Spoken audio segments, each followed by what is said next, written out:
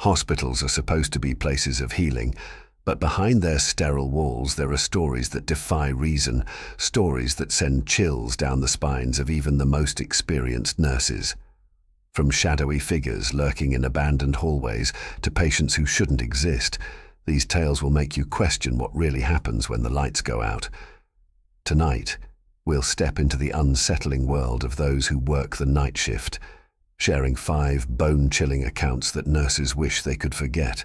These are their stories, haunting, unexplainable, and all too real. Are you brave enough to listen? Let's begin. Story 1. The Woman in the Green Gown. She was always there at midnight, in that faded green hospital gown, no matter how many times we moved her. I've worked as a nurse for over 8 years, mostly in long-term care facilities. Night shifts are usually quiet, medication rounds, paperwork, the occasional call light, but it was in my 2nd year at a facility on the outskirts of town that I experienced something I can never explain. It started innocuously enough. The patient in room 219 had just passed away, Mrs. Hargrove. She was 92, frail, and ready to go. Her family had visited earlier that week, and she'd told me herself, "I'll be gone by the weekend." She was right. She passed peacefully on a Friday night. We prepped the room for its next resident the following day. Fresh sheets, sanitized equipment, the usual. By Sunday night, I had nearly forgotten about Mrs. Hargrove until I saw someone sitting in her chair. The hallway lights were dimmed for the night, and at first I thought my eyes were playing tricks on me.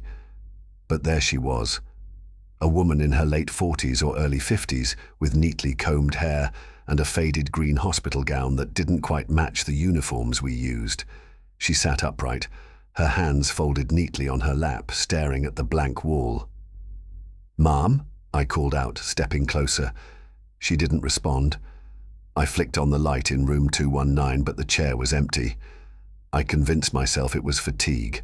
Long hours and dim lighting could make anyone imagine things. But the next night, she was there again. Same chair, same posture, same vacant stare. This time I didn't approach her. I just stood in the hallway, watching, until she vanished right in front of me. I didn't say anything to my co-workers at first. Who'd believe me? But the sightings became more frequent. Some nights, I'd find her sitting on the edge of the bed in room 219. Other nights, she'd be in the hallway, standing silently by the supply closet. She was always wearing that green gown, and she always disappeared if I tried to get close. One night, I asked the CNA, Jenna, if she'd noticed anything strange. She gave me a confused look and said, "Like what?" I hesitated, then said, "Never mind, just me being paranoid." But deep down, I knew it wasn't paranoia. The turning point came a week later. It was a quiet Wednesday night. I was passing room 219 when I heard whispering, faint but distinct. I froze, leaning closer to the door. "Help me." My heart skipped. The voice was soft, almost pleading, and it was coming from inside the room. I pushed the door open, expecting to find one of the other nurses or maybe a prankster CNA, but the room was empty. Then I noticed something chilling. The chair was rocking gently, as if someone had just gotten up from it. I backed out of the room and slammed the door shut. That was the first time I felt real fear. The sightings intensified after that. Other staff started noticing things too. Jenna mentioned seeing someone in green walking past the kitchen late at night, but when she followed, no one was there. Another nurse, Greg, swore he felt someone tap his shoulder while he was restocking medication. Story 2. The empty elevator. The elevator always stopped at the 4th floor, even though it was abandoned years ago. I'll never forget my first night shift at St. Bridget's Hospital. It's one of those old, sprawling buildings with flickering fluorescent lights, echoing hallways, and an eerie silence that seems louder than any noise, the kind of place that already feels haunted even before you hear the stories. On my first day, one of the senior nurses, Lisa, gave me a warning as we walked past the central elevator. "Whatever you do," she said, "don't take it to the 4th floor." I laughed nervously. thinking it was some kind of hazing ritual for new hires, but her expression stayed deadly serious. "I mean it," she said. "If it stops on 4, don't get out. Just press another button and leave." For weeks, I avoided the elevator altogether, opting for the stairs, but one particularly exhausting night, I decided to risk it. I was carrying a tray of equipment to the ICU on the 3rd floor, and my legs were screaming for a break. The ride started smoothly enough. I pressed 3, leaned against the wall, and let out a sigh. But then, halfway between the 2nd and 3rd floors, the elevator jerked to a stop. The lights flickered. The air grew heavy, almost suffocating. And then, the button for the 4th floor lit up on its own. I froze, my heart pounding. No one had pressed it. The floor was supposed to be locked, abandoned after a fire gutted it decades ago. But before I could react, the elevator lurched upward, the doors opening with a ding. The air that spilled in was cold, unnaturally cold, like stepping into a freezer. The hallway beyond was dark, except for one flickering light at the far end. The faint smell of smoke and something metallic lingered in the air. I hesitated, gripping the tray tighter. I told myself to press the close door button and leave, but something held me there, like an invisible hand pressing down on my chest. That's when I saw her. She was standing at the edge of the light, barely visible, her face turned toward the wall. Her long hair hung limp, and she was wearing a nurse's uniform, an old-fashioned one, the kind with a starched white dress and cap. "Hello?" I called out, my voice shaky. She didn't move. I took a step forward, my curiosity overriding my fear. As I did, the doors began to close behind me. I whipped around, realizing too late that I was now trapped on the 4th floor. When I turned back, she was gone. I rushed to the stairwell and bolted down to the ICU, my hands trembling so badly I nearly dropped the tray. Lisa was waiting for me at the nurse's station, her face a mask of concern. "You look like you've seen a ghost," she said, half joking. "I think I have," I replied, recounting what had happened. Lisa sighed. "You're not the first. That floor's been like that for years. We don't know why, but strange things happen up there." She went on to tell me the story of the fire that gutted the 4th floor in the 1970s. A nurse named Margaret had been working a double shift when the blaze broke out. Rumor had it that she stayed behind to help evacuate patients, but she never made it out. Her body was found near the elevator, her uniform charred beyond recognition. Ever since then, staff had reported seeing her, or at least someone who fit her description. After that, I avoided the elevator again. But avoiding it didn't stop the strange occurrences. One night I was charting near the ICU when I heard the elevator ding. I glanced at the clock. It was 2:14 a.m.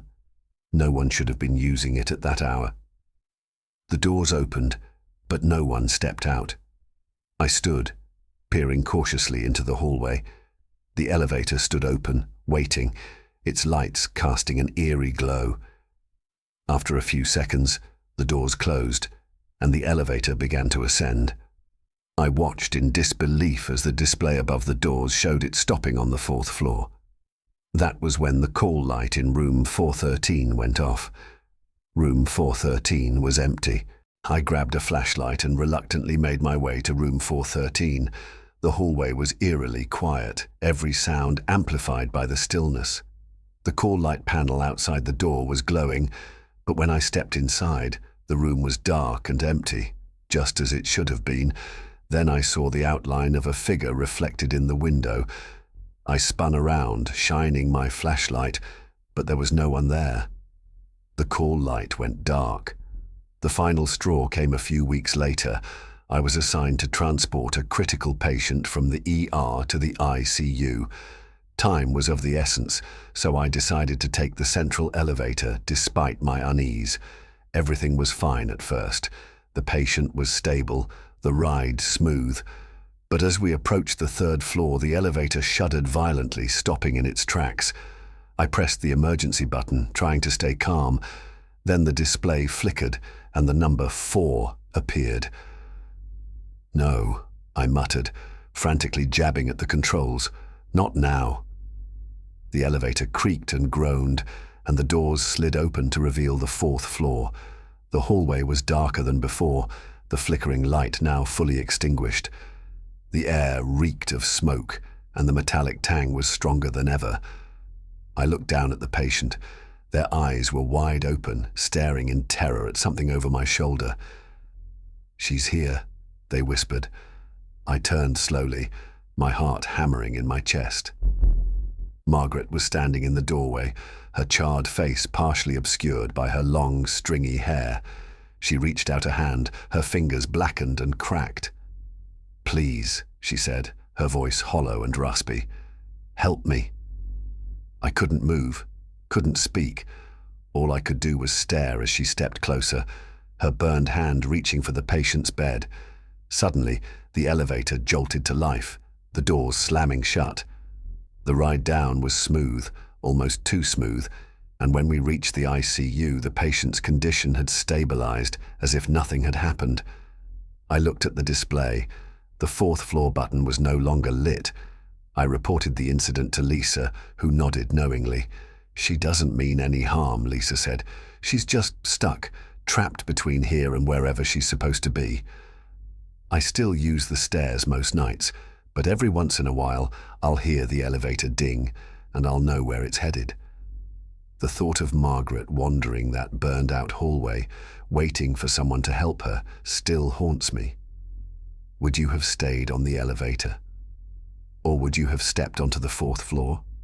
Let me know in the comments, and don't forget to like, subscribe, and share for more chilling tales like this one.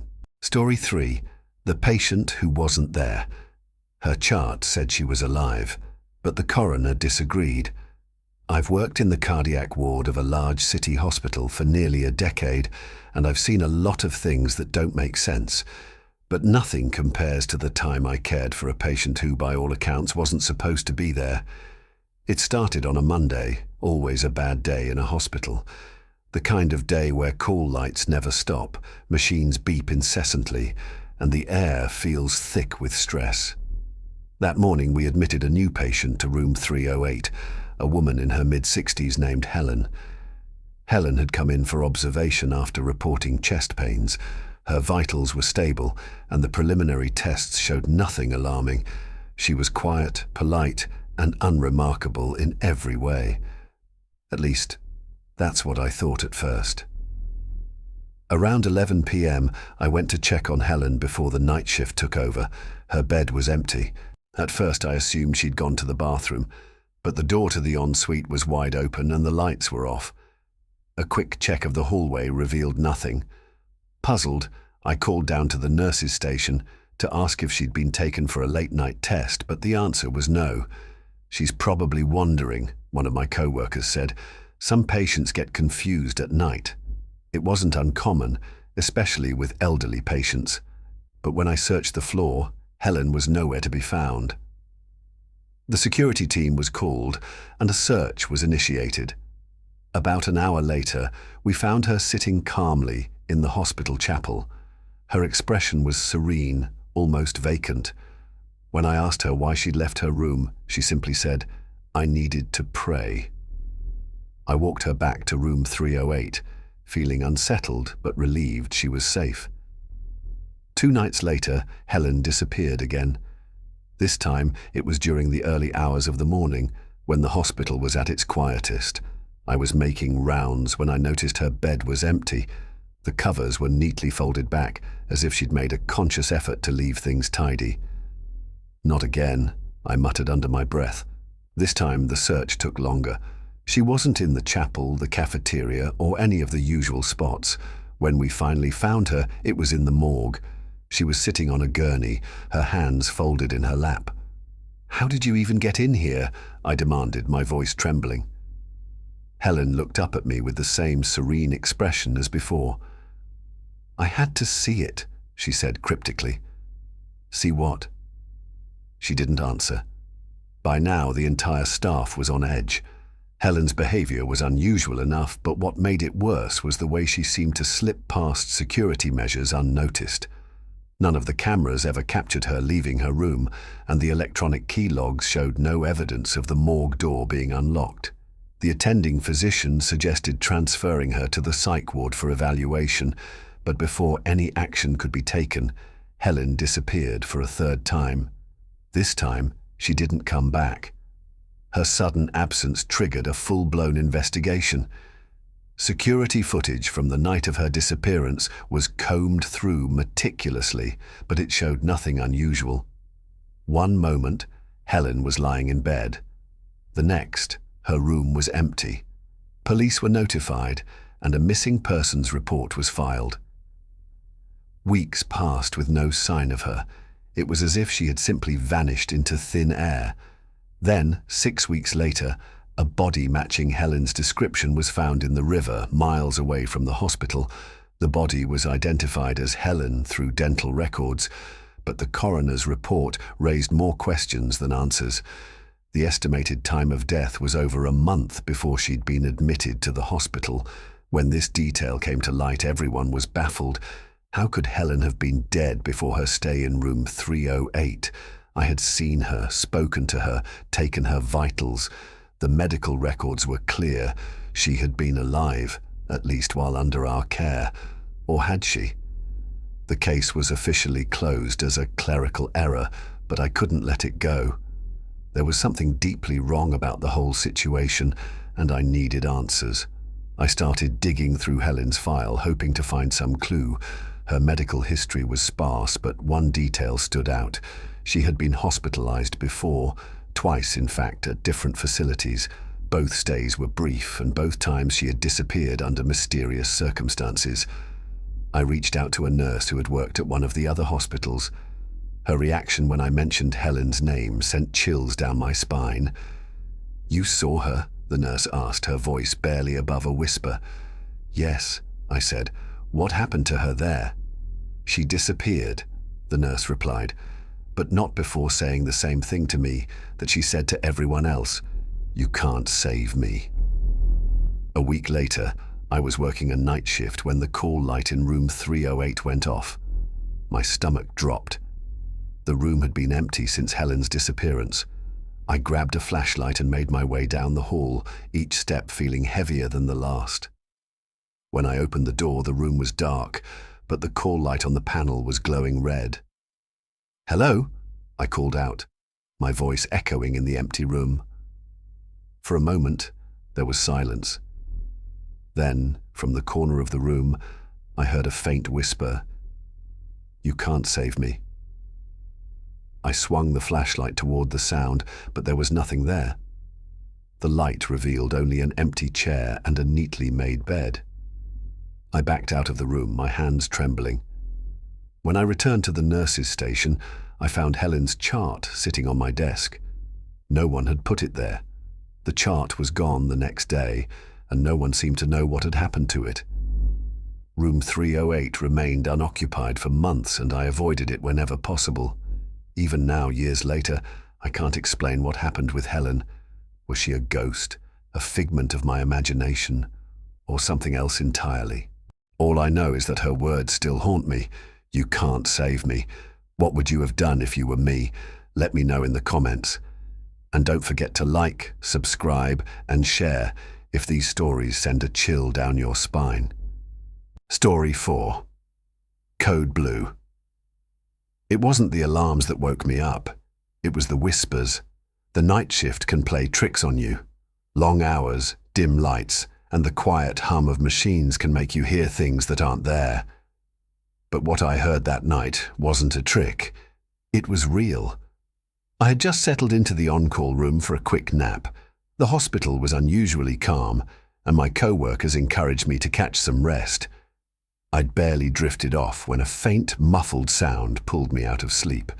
At first I thought it was the pager, but no, the sound was too low, too soft.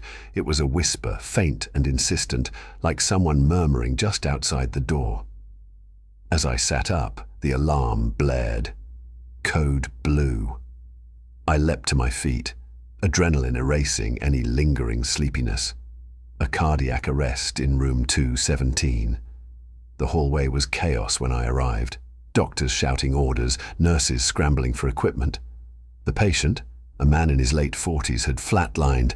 We worked frantically, performing chest compressions, administering drugs, trying everything to bring him back. But something about the room felt off. The heart monitor was beeping erratically, but not in a way I'd ever heard before. Between the bursts of static, there was a strange rhythmic pattern. It wasn't until I listened closely that I realized it sounded like words. Let me go. Let me go. Let me go. I froze, my hands gripping the back of a chair. One of the other nurses noticed my hesitation and barked at me to focus. Shaking off the unease, I joined the efforts again, but deep down, I couldn't stop hearing the whispers. The man didn't make it. We were barely done documenting the first code blue when it happened again. This time in room 215. A woman in her 60s, stable just hours earlier, had gone into sudden cardiac arrest. The team rushed in and I followed, though my hands trembled as I pushed the crash cart. Once again, the heart monitor emitted that strange, distorted beeping, and once again, beneath the static, there were words. This time, it was clearer. It's too late. It's too late. I looked around, trying to see if anyone else was hearing it. But everyone was too focused on the patient. Like the first, this patient didn't make it, and that's when I started to notice the pattern. Both patients had been in the same hallway. Both had been seemingly stable before their sudden arrests, and both code blues had occurred within an hour of each other. The rest of the staff chalked it up to coincidence, but I couldn't shake the feeling that something was wrong. The air in that hallway felt heavier than usual, like the building itself was holding its breath. Around 3 a.m., the whispers returned. This time they weren't muffled or distant. They were loud, almost deafening, as if dozens of voices were speaking at once. I stood frozen in the middle of the hallway, my head spinning as the words grew clearer. You weren't supposed to see this. The lights flickered, the whispers stopped, and the alarm blared. Code blue, room 216. I arrived just in time to see the patient, a frail elderly woman, sit upright in bed, her eyes wide with terror. She grabbed my wrist, her grip stronger than it should have been. "Don't let them take me," she pleaded, her voice hoarse. "They're here. They're waiting." Before I could respond, her monitor flatlined. This time, the whispers didn't stop when the code blue ended. They lingered, growing louder, more insistent. As the doctors declared the time of death, I glanced toward the corner of the room and saw them. Shadowy figures barely visible against the pale hospital walls, moving silently toward the bed. They weren't human. Their forms were too distorted, their movements too fluid. I stumbled back, knocking over a tray of instruments. The noise snapped me out of my stupor, and when I looked again, the shadows were gone. No one else seemed to notice. By the time morning arrived, I was a wreck. 3 patients had died in the same hallway, under the same bizarre circumstances. I tried to explain what I'd seen to my supervisor, but she dismissed it as exhaustion. "You've been working too many shifts," she said. "Take a few days off." I wanted to argue, but what could I say? That shadowy figures were haunting the cardiac ward, that the monitors were whispering to me. It sounded insane, even to me, but I wasn't imagining it. I couldn't stay away. Something compelled me to return to work the next night, despite my supervisor's orders. I needed answers. The whispers started almost immediately, growing louder as the night wore on. Around 2:30 a.m., the air grew icy cold, and I knew what was coming. The alarm blared. Code blue, room 218, this time. I sprinted down the hallway, my heart pounding. The patient, a middle-aged woman recovering from surgery, was gasping for breath, her eyes darting wildly around the room. "They're here," she whispered. "They're here for me." As the team worked to stabilize her, I saw them again, the shadow figures. This time there were more of them crowding around the bed. Their forms pulsed and shifted, as if they were feeding on the chaos in the room. One of them turned toward me. It had no eyes, no face, just a void where a face should have been. And yet, I felt its gaze, cold and penetrating. "You weren't supposed to see this," it whispered, the words echoing in my mind. We lost the patient, and the shadows disappeared. The whispers stopped, and the hallway returned to its eerie silence. I left the hospital at dawn, shaken and exhausted. I didn't return for several days, and when I finally did, I avoided that hallway as much as possible. Over time, the strange occurrences stopped. The whispers faded, and the shadow figures never appeared again. But every time I hear the words "Code Blue," I feel a chill run down my spine. I still don't know what I witnessed that night. Were the shadows real? Were the whispers warnings or threats? I may never know. Would you have stayed on the job after seeing something like that? Let me know in the comments. And if you're enjoying these chilling tales, don't forget to like, subscribe, and share. You won't want to miss the next story. Story 5. The shadow in the nursery. Babies don't cry in unison. At least they're not supposed to. The nursery was my favorite place to work. Despite the long hours and the occasional rush of emergencies, there was something calming about being surrounded by new life. The soft hum of the incubators, the gentle glow of nightlights, and the rhythmic breathing of tiny humans made the room feel like a sanctuary. But that night, the nursery felt anything but peaceful. It was a quiet Tuesday. I had taken the night shift, hoping for an uneventful evening. The ward had 12 babies that night, all stable and monitored carefully. I knew their rhythms, the little quirks each one had. Some fussed more than others. Some slept through anything. By midnight, the nursery was silent except for the faint beeping of the machines. I settled into my usual routine, checking vitals, adjusting swaddles, and making notes. Maria, my co-worker, was covering the other side of the ward and occasionally popped in to chat. Around 1 a.m., the air in the nursery changed. It wasn't a sound or a smell, it was something I felt. A heaviness. It started with one baby, a boy in the far corner. His cry pierced the quiet, sharp and desperate. I immediately went to check on him, assuming he was hungry or uncomfortable. But as I approached his incubator, the baby next to him started crying too. Then another, and another. Within seconds, all 12 babies were crying, their wails echoing off the walls. I froze, my pulse quickening. This wasn't normal. Babies cry sporadically at their own intervals. But this was synchronized, almost mechanical, like a rehearsed performance. The monitors began to beep erratically, their readings fluctuating wildly. Heart rate spiked, oxygen levels dipped, numbers that didn't make sense for babies who had been perfectly stable minutes before. I grabbed my radio to call Maria, but all I got was static. As I stood there, trying to calm the babies, I saw it.